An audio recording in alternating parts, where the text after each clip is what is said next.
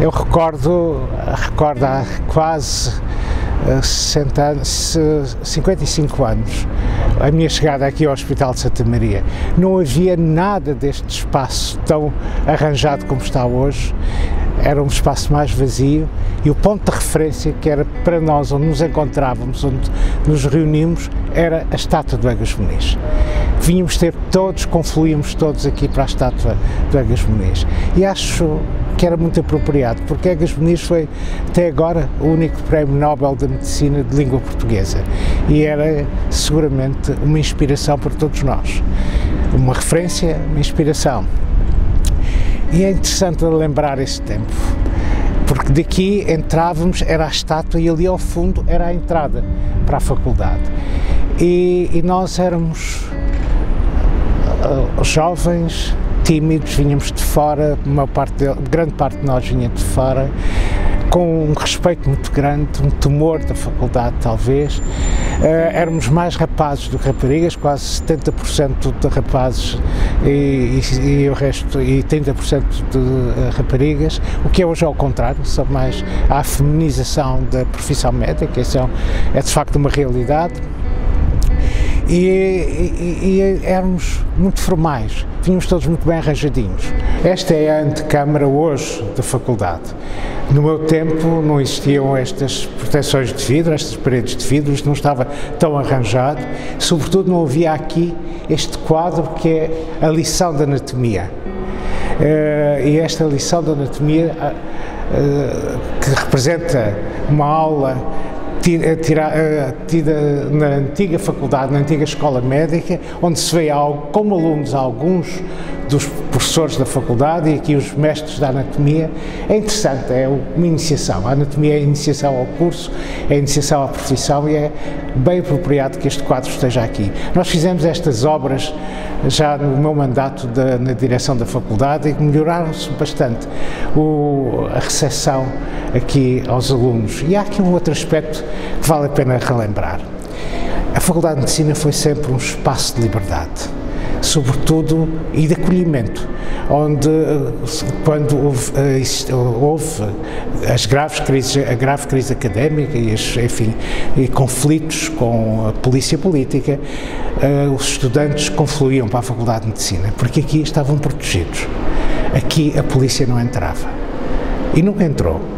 E isso, de facto, tornou a Faculdade de Medicina como que uma espécie de santuário da liberdade, e isso acho que é bom que não se perca. E a associação, que não existia, era uma comissão para a associação, que iremos ver agora onde se localizava, de facto, era também um sítio onde existiam documentos, capacidade para promover os panfletos, as informações todas que alimentavam a contestação dos estudantes. Este é o corredor do piso 2, que no meu tempo era a entrada principal do hospital. Hoje é no piso 1, mas o piso 1, nesses anos, era a entrada do banco, era o banco, a urgência, de modo que as pessoas entravam por aqui, era por aqui que nós entramos. E este foi o primeiro embate de quem vem para o hospital. Quem veio jovem aluno para o hospital, era diferente, não estava tão arranjado como está hoje, e esta recuperação hoje do espaço, que com exposições de arte, é muito importante, é um contributo muito relevante para a humanização dos cuidados, para fazer as pessoas sentirem-se mais próximas do seu ambiente natural e ajudar a vencer a doença e os constrangimentos da doença. E ainda bem que há exposições de arte, é relativamente frequente a ver agora isso.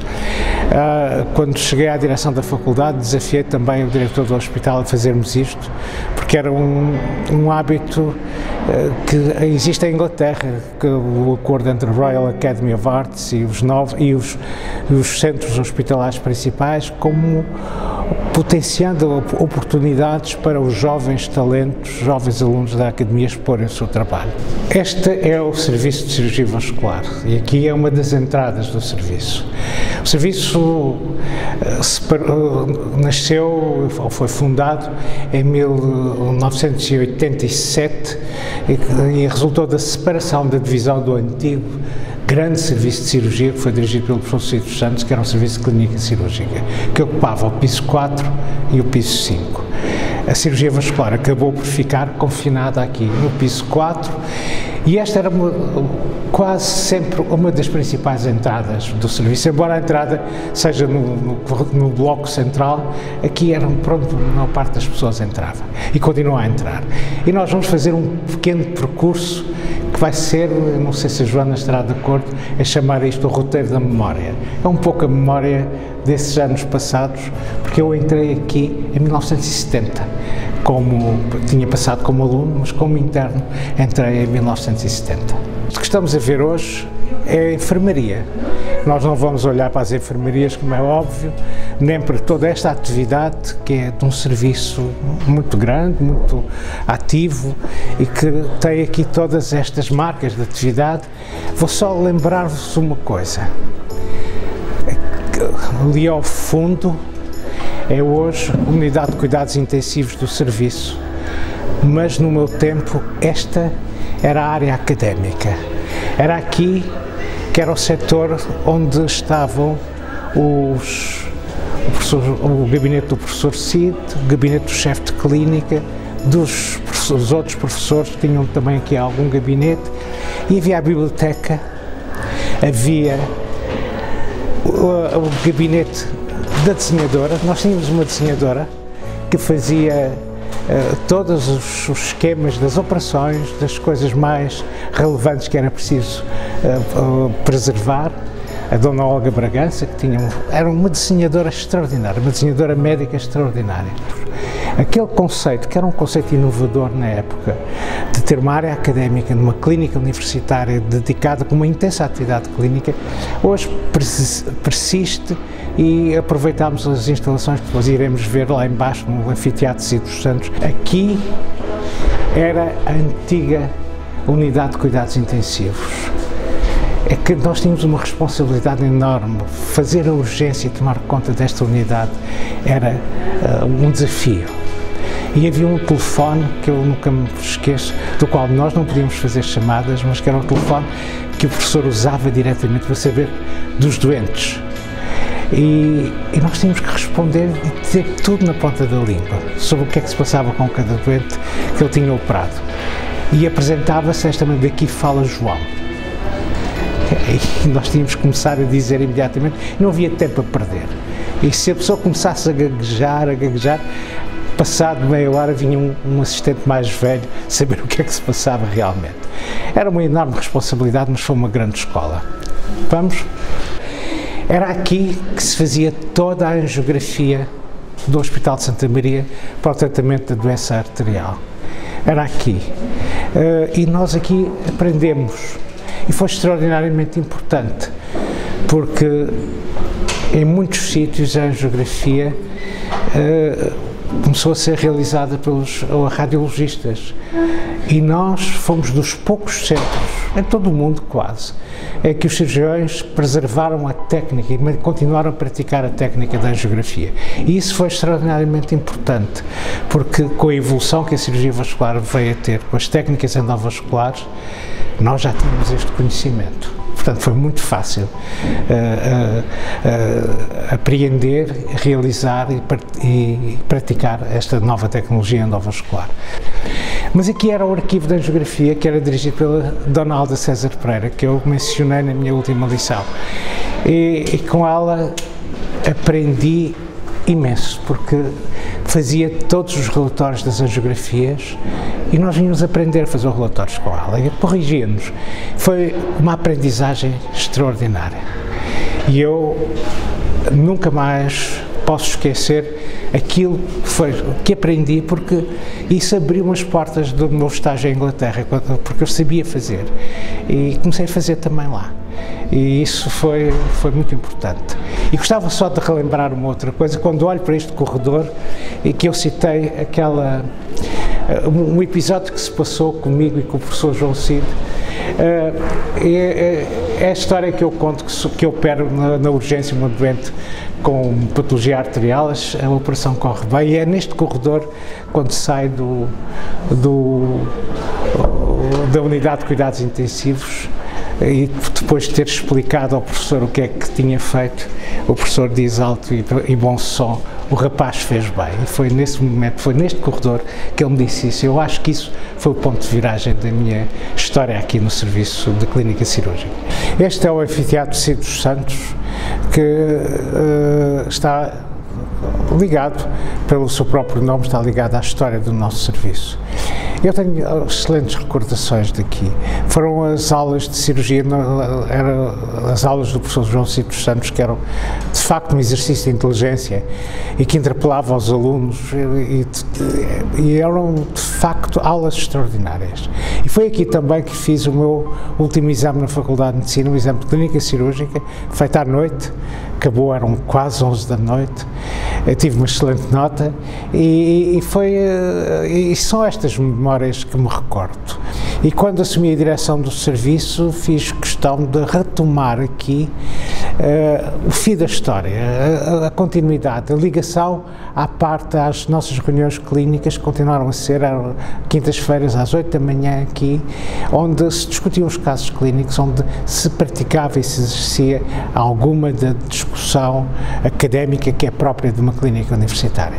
Desde que aconteceu esta tragédia na aula magna, que o Anfiteatro Cid dos Santos voltou a ter uma grande utilização até para as provas de doutoramento e outras provas académicas. E foi na aula magna, com tanta história teve e tanta história tem, que nós assinámos, com a presença dos Ministros da Saúde e da Educação e Ensino Superior, o termo de constituição do Centro Académico de Medicina de Lisboa. É uma parte da nossa história que não pode morrer e que espero que rapidamente se reconstrua e que continue a ser aquilo que foi durante muitos anos o centro onde se realizavam as grandes cerimónias da vida da faculdade e do hospital.